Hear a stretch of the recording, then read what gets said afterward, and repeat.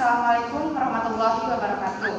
Selamat pagi, Ibu dosen dan teman-teman. Puji syukur kita hadirkan kepada Allah Subhanahu wa Ta'ala, dan tak lupa sholawat beserta salam selalu tercurah limpah kepada Nabi Muhammad SAW.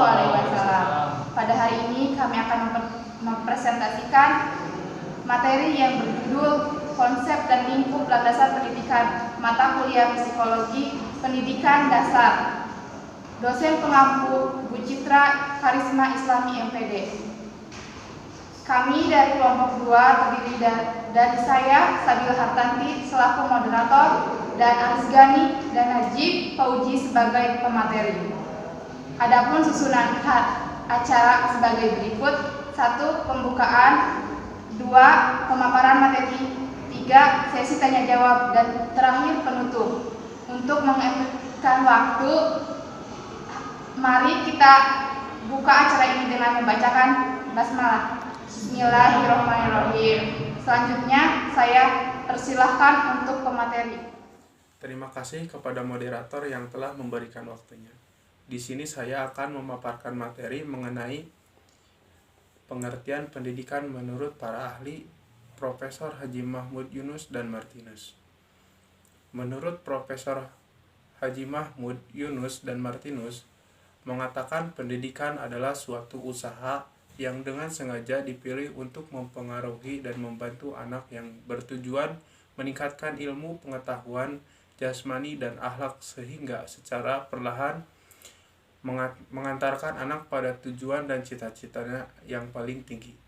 Ki Hajar Dewantara sebagai Bapak Pendidikan Nasional Indonesia mengatakan pendidikan tersebut adalah merupakan tuntunan dalam hidup tumbuhnya anak. Adapun maksud dari pendidikan yaitu menuntun segala kodrat yang ada pada anak-anak tersebut agar mereka dapat mencapai keselamatan dan kebahagiaan. Konsep pendidikan. Konsep pendidikan ini merupakan rancangan atau ide yang wajib diwujudkan atau diterapkan. Berkaitan dengan suatu konsep pendidikan, artinya penerapan dari pendidikan dalam usaha mendewasakan umat dengan berbagai upaya yang baik, dengan pelatihan-pelatihan tentang sikap atau juga studi aplikatif tentang moral. Saya Aris Gani Permana. Di sini saya akan melanjutkan materi yang telah dipaparkan oleh Najib. Ruang lingkup pendidikan. Di dalam pendidikan mempunyai ruang lingkup yang sangat luas karena di dalamnya banyak pihak-pihak yang terlibat, baik secara langsung maupun tidak langsung, karena di dalam dunia pendidikan itu bukan hanya guru dan siswa saja ya, tapi misalkan ada pemerintah, ada orang tua, ada para donatur. Untuk para donatur ya, itu termasuknya pihak eksternal ya yang berasal dari luar. Jadi pendidikan itu luas, bukan hanya di dalam sekolah dan bukan hanya guru dan siswa saja. Selanjutnya, landasan pendidikan. Landasan adalah tempat berpijak atau tempat dimulainya suatu perbuatan. Dalam bahasa Inggris, landasan disebut dengan istilah foundation. Dalam bahasa Indonesia disebut pondasi. Tentunya dalam pendidikan perlu adanya pondasi ya, perlu adanya landasan biar suatu instansi atau suatu lembaga pendidikan itu bisa berdiri kokoh dan tidak roboh ketika ada yang ingin menghancurkannya. Jadi pada intinya landasan itu sangat penting ya dalam dunia pendidikan agar pendidikan itu tetap kuat, tetap kokoh.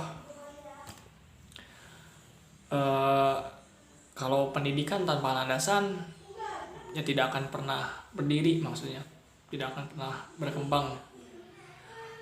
Landasan tertuang dalam Undang-Undang Pendidikan Nomor 4 Tahun 1950 tentang dasar-dasar pendidikan dan pengajaran sekolah. Pada bab 3 pasal 4 tercantum bahwa landasan ideal pendidikan dan pengajaran ialah membentuk manusia yang cakap dan warga negara yang demokratis, serta bertanggung jawab terhadap kesejahteraan masyarakat dan tanah air. Jadi intinya maksud saya ruang lingkup pendidikan itu di sini banyak ya, bukan hanya di sekolah, bukan hanya di dalam kelas, bukan hanya pihaknya pun bukan hanya guru, bukan hanya siswa saja ya, namun ada dari luar. Begitupun dengan landasan itu sangat penting untuk berdirinya suatu instansi pendidikan. Jadi landasan itu sangat penting, hal yang paling pokok ya yang disebutnya dalam dunia pendidikan itu. Sekian dari saya, terima kasih. Kesimpulan dari konsep dan lingkup landasan pendidikan adalah batasan proses pembelajaran agar peserta didik secara aktif mengembangkan potensi dirinya untuk memahami kekuatan spiritual, keagamaan, pengendalian diri, kepribadian, kecerdasan, akhlak mulia, serta keterampilan yang diperlukan dirinya sendiri, masyarakat, bangsa, dan negara. Sekian dan terima kasih presentasi dari kelompok 2. Apabila ada tutur kata yang kurang berkenan di hati, mohon dimaafkan. Wassalamualaikum warahmatullahi wabarakatuh.